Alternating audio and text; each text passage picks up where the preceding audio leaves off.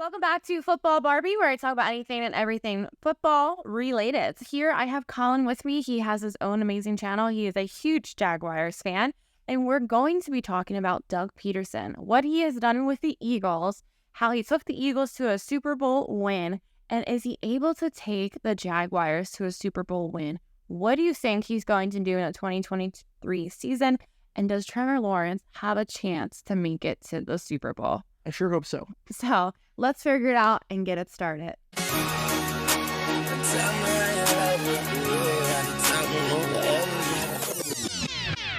Hold on, wait a minute. Y'all thought I was finished? All right, so obviously Doug Pederson is our coach now. He was your coach for many years before, led you guys to a Super Bowl. So I was just wondering what your thoughts on Pederson are, and do you think he can do for us what he did for you guys? I think he totally has a chance to lead Jacksonville Jaguars to their, first Super Bowl? First one, yeah. So it would be their first Super Bowl. Pederson loves pass-catching tight ends, and he loves to spread the ball around. In 2019, when Wentz was with the Eagles, the record was he had 4,039 yards. It was the first time that an NFL quarterback threw for 4,000 yards without a wide receiver having 500 yards. So he definitely can help turn the quarterbacks around. He had the Eagles make the playoffs 3 times in his record as a coach from 2016 to 2020 when he was with the team, where he won 2 divisional titles, and he also was able to hoist the Lombardi Trophy in only his second year as a head coach. So I think that I did see that he was ranked as the 11th best coach entering the 2022 season, and that was with the Jaguars, correct? Only 1 spot behind, apparently, Seattle head coach Pete Carroll. Doug Pederson, though, eventually had, kind of fired himself. Apparently, when he recommended, the underwhelming staff to Eagles owner Jeffrey Lurie that last year before he was able to be let go. He did go 7-9 in his first season in charge before the Eagles offense took up the major leap in 2017. Finishing number 3 on points and number 7 in offensive DVOA during a 13-3 season, which was the season, like I said, we won the Super Bowl. So I think he really does have a chance to help Trevor Lawrence. You can talk about that in a moment, like how Trevor Lawrence has improved greatly since being a quarterback under Pederson. Pederson did continue to press where he led the Eagles to the Super Bowl over the Patriots with the former quarterback Tom Brady is when we won the Super Bowl. While they themselves, we had a backup quarterback with Nick Foles. So basically, Pederson was able to take a backup quarterback, make them good, win enough of the playoff games to make it to the Super Bowl. And we were able to win our first Super Bowl against, actually it was the second Super Bowl that we were in, but we were going to win our first Super Bowl against Tom Brady. So that was amazing, right? Because our first one, was our first one? That was your third appearance then. Our third appearance? Yeah, that was your first win, but that was your third appearance. What were the other 2 ones? Super Bowl 15 back in 1980, and then Super Bowl 39 in 2004. He's my history buff over here. we 2004 we went, right? Yeah, 2004. Okay, yeah. This is my history buff, He's buff with history here. He, so Pederson did go 9-7 in 2018, the year after, and 2019, making a playoff each year, but winning a wild card game in the 2018 season. But our Eagles offense, we took a step back though. In 2020, we never fell below 2018 in points scored, but we came crashing down that horrible year that the NFC East was so bad. It was an embarrassment, and it's how you know you're a true fan. You stick to your team. When we went 4-11-1, we finished 26 in points that year, and number 28 in offensive DVOA leading, which also led to Doug Pederson's firing, unfortunately, from the Eagles. I couldn't believe we got rid of him, and the fact that he won us our Super Bowl and did so well for us, I was really surprised that we got rid of him. That was a very brutal year. I think the NFC East was the worst division in the entire league that year. I think Washington made it with 7 wins. Yeah, I think that was the year that Washington won the title for the NFC East with 6 or 7 wins. It was pretty brutal. I love that you're crying about a 4-11-1 team. We lost 15 straight games that year. Yeah, but still, as a fan, you get really upset. That is true. If you would have lost 15 games, yeah. That's a little brutal. So we noticed the worst team. I mean, that's what Arizona currently for last year. Well, the Bears were the worst team, but Arizona was what, second? Arizona was pretty good. Yeah. Arizona, I think, was third. Yeah, they were third worst.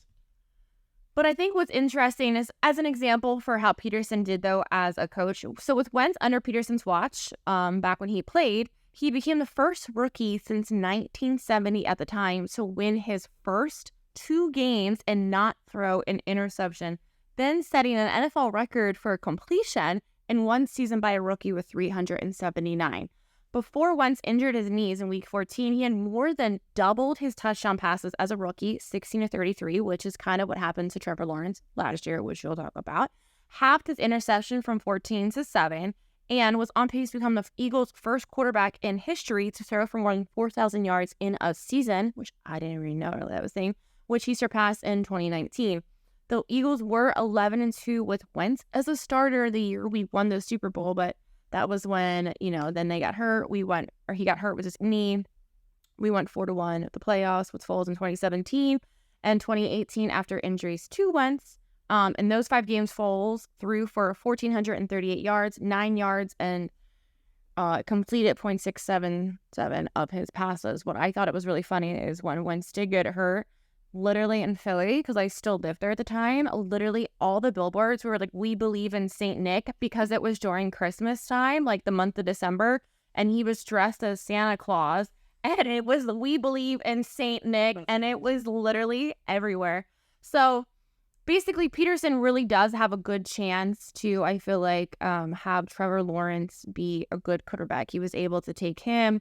Also another example is that he took from Michael Vick. So Michael Vick didn't play for 2 years, and then Pederson was able to take him and have a season total for 2011 2012 for Vick with 30 touchdowns, 5,665 yards, and a .589 completion percentage. He also did have Alex Smith while working under the Eagles, with having him average 3,354 yards with 20 touchdown passes, 6 interceptions, and had a 30-16 record as a starter. So I just think it's really cool. I didn't realize, though, that Doug Pederson went to the Kansas City Chiefs. Yeah. I'm like, oh, that's kind of odd. The fact that we just lost against the Chiefs, but he was there. That was a Foles connection. That's how we got Foles to Philly. Oh, I didn't even know that. Yeah. So that's how he's able to get there. Yeah. Because Foles was thinking about retiring before he got to Philly, but Doug Pederson lured him out of retiring, essentially. Yeah, I feel like it's strange. We only really used Foles as a backup quarterback. He technically won us the Super Bowl, but, at the end of the day. Well, no, Foles wanted to retire after the Rams, and then Doug Pederson lured him out with the Chiefs. That was what it was. And then Eagles, and the rest is history. You guys had way more success with Foles than we did. We signed into this crazy contract, and he lost every game. He was not good with us, but he was good with the. Oh, really? Yeah, I didn't realize that. He was terrible with us. So Foles was terrible for you guys. For us, yes, he was awful. He was 0-4. He just looked terrible. Absolutely one of the worst signings the Jags ever made. But it worked out for you guys. So yeah, I mean, he said he won us the Super Bowl, but at the end of the day, I thought it was odd that we just got rid of all these players and coach and everything. Now it looks like Doug Pederson is obviously doing well for you. So let's hear about how he's doing for the Jaguars. Yeah, so I love Doug Pederson, and this whole fan base loves Doug Pederson. The thing most importantly that the Jaguars needed entering 2022 was they needed a coach to right the ship. They needed an adult. They needed someone that knew what they were doing after everything that happened with Urban Meyer in 2021, which was a disaster. That I'd probably be here. How much did you like that coach? Urban Meyer? Oh, God. Oh, man. The greatest coach of all time. I love the guy. I would do anything for Urban. I would do. It's right, because I loved him in Florida. I thought, what? He can't be that bad in the NFL. You know what? Let's give it a chance. And it just was a disaster in so many ways. He started Trevor's development so much that we just needed someone that knew what they were doing, that could right the ship, that could get that trust back. Because there was so much trust that was lost after that 2021 season. You had guys. What was your record in 2021? 3-14. Okay. Slim, what was your record for 2022? 2022, this past season, 9-8. Okay, so you went from all the way up to 9-8, which you won your first? Won the division. Yep. Won the division. Won a playoff game, made it to the divisional round, which What you lost against, what was it? I said the Chiefs? Chiefs. Yeah, in the second round. Not fun.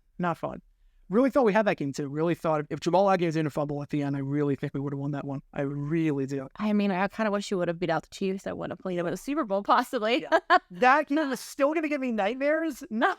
Not because we lost to the Chiefs, because I can deal with losing to the Chiefs. The thing that's going to haunt me for life is that Mahomes got hurt during the game. Chad Henne, our quarterback for years, who was terrible, came into the game as the backup and drove 98 yards down the field on our offense. And it was like the most heartbreaking thing. I'm like, okay, we can lose to Mahomes. I'm fine with that. We can't lose to Chad freaking Henne. We can't lose to this guy. So that's why it was a nightmare. Terrible with us. Like, you're telling me we're going to lose to this guy? Like, come on. And that's definitely not a good thing then. Yeah, that one hurt. But successful season nonetheless. And the thing with Pederson, you can tell the guys love him. He got that trust back. People love playing for him. And Trevor's done phenomenal under his watch. Like, all the stats. Now, granted, it would be tough for him for Trevor to do worse than he did in 2021, partly because he had no receivers to his name. Like, his top guys were like Laquan Treadwell, Tavon Austin. They were like terrible receivers. So now who are your top people now? Right now, Christian Kirk, Zay Jones, and this year, Calvin Ridley. So we've got... Oh, because Calvin Ridley's back out there. Yeah. Gambling suspension. Yes. So we've got a very good receiving core now. We've got some good weapons. But in 2021, it was so bad. Like, Trevor got thrown into an impossible situation. Like, everyone that wrote off Trevor for 2021, I don't think they realized just how bad the situation was, in the sense that Trevor Lawrence had to physically go into Urban Meyer's office and tell him to play James Robinson, and had to physically tell him, play this running back. Urban didn't know the names of guys on the team. He literally called guys by the wrong name. He said in one game that Andre Sisco, our safety, he said he played well. Like, he played a really good game against Tennessee. He was he's really improving. I like what he did. He played a good game. He didn't play a single snap that game. No. He did not play a single snap that game. So having Doug Pederson, an actual coach that cares and knows what he's doing, like, honestly, a wet paper bag would be better than Urban Meyer. But Pederson was phenomenal with us. And I was skeptical at first. I was very skeptical. I don't think anybody's skeptical of somebody else coming in. But, I mean, the fact that you won us a Super Bowl, you were still skeptical? Yeah, so I was skeptical for a few reasons. First off, the hiring process with Pederson was terrible. So we could have signed Pederson at any time. But we dragged the search on for 2 months, and we were way behind the schedule. We were the first team to fire a coach. We fired Urban after, with 3 weeks left to go in the season.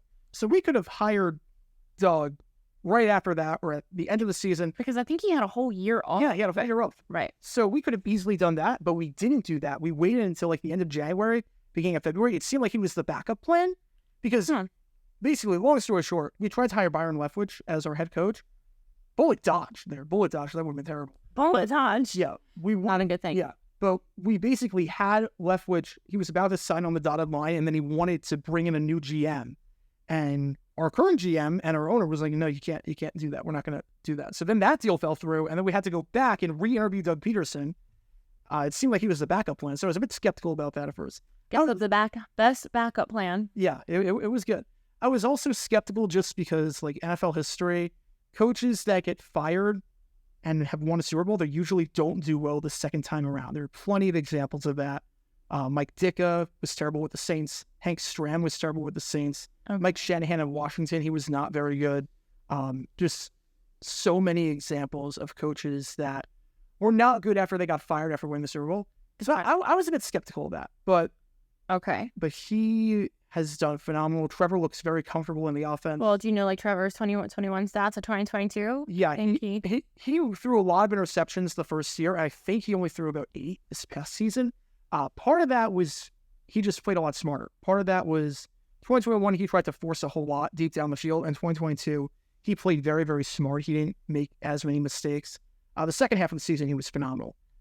That's when you guys started winning a lot of games. That's how you're able to make the playoffs. Yeah, we were 2-6. Yeah, we were 2-6 after 8 games. Wow. It was bad. It was the same record we had after 8 games with Urban Meyer. This is why I think sometimes it takes a while, halfway through the season, for teams to finally mesh together and get their footing, I always say. Yeah. Because you never know how they're going to actually do. Never know. Because the other thing that I really got to credit Doug for is that his mannerisms are the same no matter what. And that's something that the players have talked about, something that Trevor has talked about. Urban Meyer, his mannerisms were all over the place. Doug, whether you made a bad play, a good play, whatnot, he stayed cool, calm, and collected the entire time. So it wasn't like you were playing under a whole lot of pressure. Which was good, which was really good. He was truly a player's coach that knew what he was doing. He was the exact opposite of Urban Meyer. He was just what we needed. And what I really got to credit Doug for is his aggressiveness. I really got to credit him for how he plays, how he manages the game. Because the moment that everything turned around, and I'm not sure any other coach that would have done this with us, was the game against Baltimore. We were down by 7. Okay. 2 minutes. Was Lamar playing at this time? Yeah, Lamar was playing at this time. Okay. Down by 7 with 2 minutes left. We go down the field, score a touchdown. There was like 10 seconds left in the game. And Doug is like, we're going to go for 2. We're going to end it right here. We're going to go for 2. And we got the 2-point conversion. Wow. And I don't know, and we won the game and turned our season around. And I don't know how many coaches would have done that and would have dialed up great plays like that. I like how Pederson uses Jamal Agnew in this offense. He's a very underrated weapon. I like how he uses ETN. I like how he rotates the running backs. He does a very good job. The blocking's improved under him. Everything's improved under Doug Pederson. Everything has improved. And he's been a blessing for Jacksonville. Like, this is the first time I've ever felt 100% confident in our head coach. I never felt this way under Jack Del Rio. Never felt this way under Gus Bradley, Mike Mularkey, Doug Marrone, obviously not Urban. Like I said, after doing all that, I learned about Carson Wentz and Alex Smith and Michael Vick. I didn't realize he had developed quarterbacks so well from taking somebody, had okay numbers like look at Trevor Lawrence, and then all of a sudden the next year they got 4,000 yards, 3,007 yards, for not even been in the league that long. I mean, that's really good news. And, I think Trevor Lawrence had over, I think it was like 4,100 maybe 13 yards last season. I think he had I think it was like 7 interceptions and maybe like 25 touchdowns or something for the year. Yeah, and he played to the strengths of the offense. Like, Evan Ingram's career has been revitalized under him. He was not that great in New York. Now he catches everything in Jacksonville. We love the guy. Just got an extension. Really happy about that. Zay Jones never really did anything in his career with Buffalo or Oakland. He has now become a very good receiver in Jacksonville. Christian Kirk, people made fun of the contract. He's lived up to it and then some. Everyone has improved under Doug Pederson. He's gotten the most out of all his players, which is what a good coach should be. It seemed like a lot of our coaches were weighing down our players. This is a coach that elevates them. Yeah, I for sure have you guys winning the title. I think that if anybody's going to give you run for money though now, it's going to be possibly the Titans. Yeah, I'm worried about the Titans. I am terrified of the Titans with DeAndre Hopkins and still Derrick Henry. Maybe they both haven't put up their numbers that they have at their prime. Yeah. But I still think that if anybody is going to give you a run for your money in that division, it's going to be the Titans. Oh, for sure. Look, the Titans are a very good team. A lot of people are writing them off. The Titans are a very, very good team. This was a team that they were 7-3 before everyone just died on them last year, injury-wise. They got rid of Todd Downing, terrible offensive coordinator. He's no longer there. Obviously, add Hopkins into the fold. Mike Vrabel's a heck of a coach. I'm worried about Tennessee. This division, even though the Jaguars have more talent on paper, I am still terrified about Tennessee. And they're going to be our biggest challenge by far in this division. I'm not worried about Houston or Indy just yet. I still think that, you guys have a chance to win the division. Yeah, I think we win it, but Tennessee's going to give us a run for our money. It's not going to be as easy as a lot of people are thinking. I think it was going to be Ealer until now they got Hopkins. I'm curious to see what Hopkins does for the Titans. Yeah, I mean, a healthy Derrick Henry is still going to... Is a really good first. He's definitely up there in the top running backs in the entire league. Oh, yeah. He's tortured us way too many times. Yeah, I'm curious to see what happens with Pederson. I think that Trevor Lawrence is going to be able to keep blossoming as a quarterback under Pederson's lead. So I think that you guys, Super Bowl possibly, that would be nice. Maybe within the next few years. Been a long time coming. Yeah, that would be cool. At least for you guys to make it, it would be nice. I just want to make it. I honestly, I don't care if we win or not. I say that now, but... He would care if he was going to the game. Yeah. One of 4 teams that has never made it. For my whole life, we've been terrible. If we could just make it once, I will be... I think Pederson, if anyone's going to give you hope, I think it would be Pederson. This is the first year we have a coach and a quarterback. This is the first year we have that. I'm okay, let's ride. We got this. We're going to do good this year. Yeah. So, well, perfect. All right. I think that's it. We solved it. We figured out. I think that Pederson has a really good chance, like I said, to get the Trevor Lawrence and the rest of the Jags to the Super Bowl, at least within the next few years. Maybe, I don't know about this year. I think the Chiefs have to stop dominating in order for somebody else. Chiefs are still, they're still the team to beat. With Mahomes, I mean, they made 5 straight conference championships. Yeah, it's insane. They've never trailed after 4 quarters in a conference championship. The 2 losses were in overtime. So there's still a team, it's still a team to beat, but hopefully we can be the one to beat them, and hopefully you guys are Super Bowl. Yeah, that would be cool. You would blow my mind if had you guys won the game against the Chiefs in the playoffs. When it was, I would have been. so when it was 30-20, Trevor Lawrence had like one of those Elway copter runs where he ran for the first down and sacrificed his body, and it was like one of the coolest plays I've seen. I'm like, okay, we're gonna win. There's no way we lose after that. And then the very next play, Jamal Agnew fumbles the ball. You're like, I was very confident that if Agnew, and I love Agnew, I love the guy. He's one of the reasons we made it to the playoffs in the first place because he's so good on special teams. But I was confident if Agnew did not fumble that ball, he held on to it, he got into the end zone for the touchdown. Confident we were going to win that game. I was dead confident. So that broke my heart. It's still not over. But yeah, we'll get a revenge this year. Hopefully we'll get a revenge. that'd be cool. Yeah. I mean, I think the Chiefs for sure want to beat. But all right, cool. Hopefully you guys like, subscribe, comment, all that stuff. Obviously, make sure you check out Colin, his podcast and his channel and everything like that will be linked in the channel. Listen, good. Perfect.